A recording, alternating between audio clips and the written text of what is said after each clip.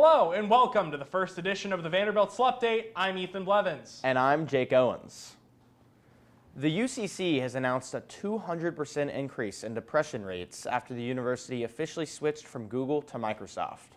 The UCC also has a new stance on imposter syndrome. It's not real. You really are just inferior.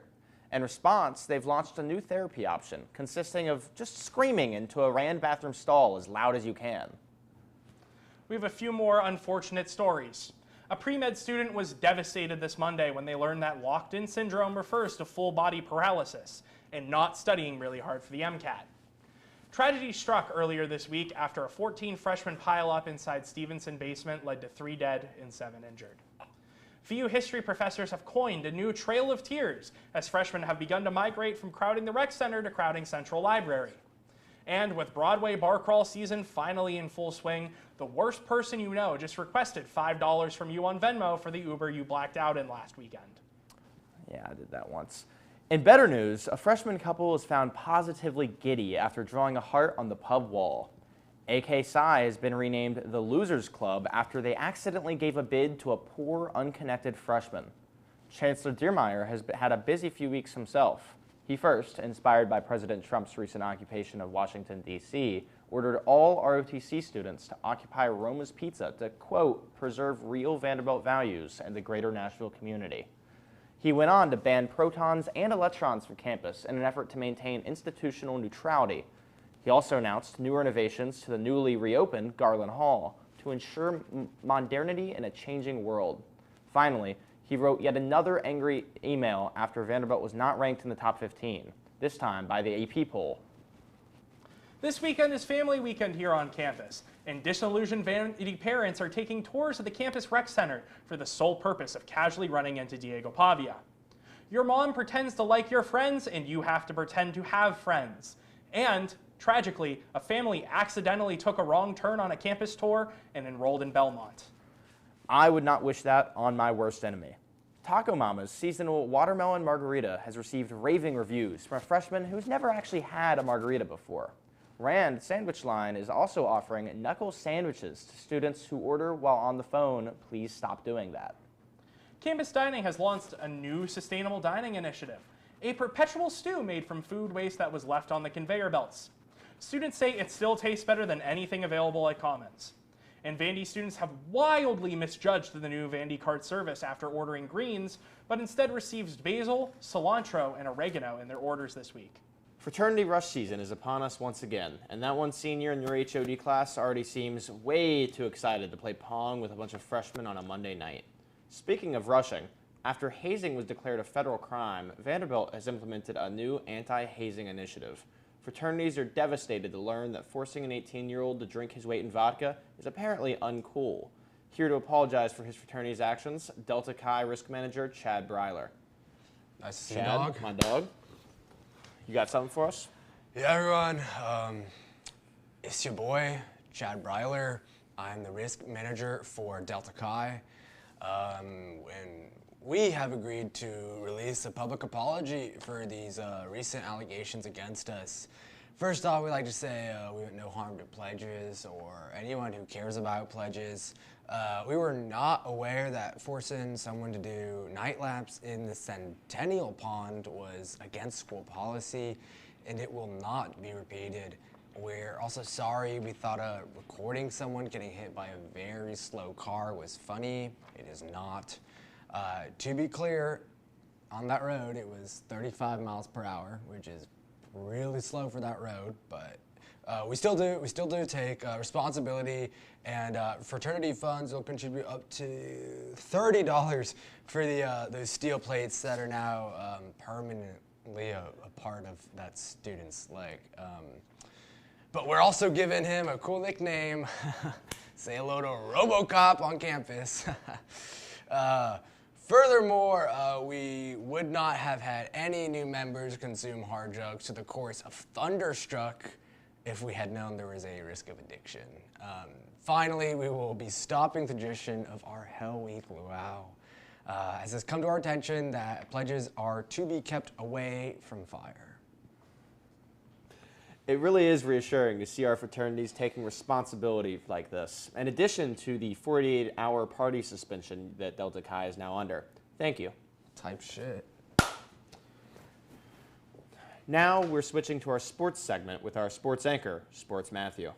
Vanderbilt football and Diego Pavia were heavily featured on Netflix's Any Given Saturday this summer. The team was reportedly devastated to realize they self-leaked every single one of their plays on a hit television show. Diego Pavia, undeterred, claims Vanderbilt football team has what it takes to win the Natty. The real question is whether the team has what it takes to pass Science for Everyone this semester. And speaking of Diego Pavia, it is being reported that he's been banned from all dating apps after it was confirmed he lied about being 6 feet tall on the Vanderbilt football roster. A new student football ticket claim process is designed to incentivize attendance. It involves ensuring every student says, "Pretty please." And don't worry if you couldn't get a ticket. Vanderbilt football rolls out new live stream initiative where the most annoying freshman boy you know will be TikTok living the entire game from the 82nd row of the student section. Vanderbilt football played Charleston Southern in their home opener game, and it was a blowout 45-3 victory, which is exactly the kind of victory you pay a school $300,000 to earn. Georgia State head coach Del McGee spotted frantically Googling, "Vandy football good now?" ahead of this week's matchup. In other news, the University of South Carolina's mascot, Cocky, has found himself unable to get it up after last week's devastating loss to the Vanderbilt Commodores. Vandy women's volleyball recently celebrated a big win over Belmont after a historic return to the court after more than 45 years. It's too bad the crowd was only 48 freshmen whose viewceptors told them it was mandatory. And finally, student athletes across campus are facing threats of having their scooters taken away if they don't get their game up. I'm Sports Matthew, and that was sports. Another wonderful report, Sports Matthew. We now have some news about the construction around campus. The Branscombe destruction was halted due to asbestos found in the walls. How interesting. It didn't seem like an issue to have asbestos in the walls while students were living there. Related, Scombe has now become the second highest concentration of white powder on campus, only very slightly behind the annual AT Snow Party. And speaking of construction, the $1.5 million construction failed to fix the pipes and air conditioning in the Mayfield lodges. Instead, they opted to install a water park for the football team. And in a new bid to break back into the top 15, Vanderbilt has recently announced new satellite campuses in Candyland and Wakanda, in addition to previously announced fictional locales like New York and San Francisco. In other news, the Chopped Male Student Union has concluded their study, and they found that having a single room, in fact, does not result in you having more sex.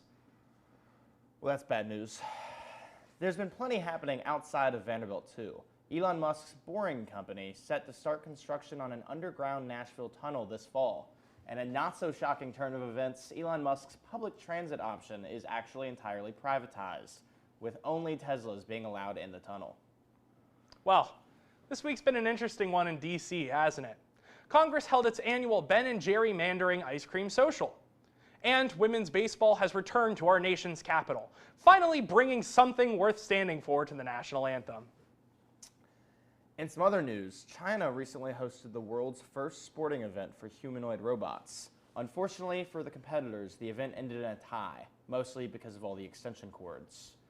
A new birth control method is currently undergoing testing at Vanderbilt Medical Center, where the participant will have a mirror maze placed inside their vagina to ensure that the sperm gets lost on its way to the womb. And then, again, a college-age NRA member has a Substack titled Young and Strappy, which has been getting a confusing amount of attention from local lesbians. A new pornography ID law is about to be enacted in the great state of Ohio, which will require online verification of your age before accessing pornographic material. The real question is, will J.D. Vance have to verify his age before accessing Wayfair.com? The New York Times has announced to the public that you will now have to pay for a subscription to the popular mini crossword. The 3 people that are still playing Wordle are terrified the Times will start charging for that next. And finally, there have been some heartbreaking events that have occurred over the last week. In the wake of Charlie Kirk's death, one question stands out among the rest. How will this affect LeBron's legacy?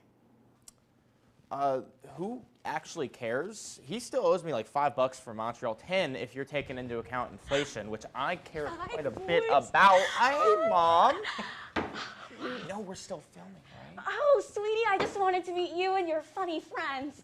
I just love how you bring smiles to so many people's faces. Now introducing a very special surprise guest, Jake's mom! Well, I had to come down for Parents' Weekend to make sure my special boy was all taken care of. Well, thank you for coming all this way to be a guest on our first edition of the Slupdate. Well, I don't understand any of this newfangled technology that you boys are using, but I'm just so darn happy to be here.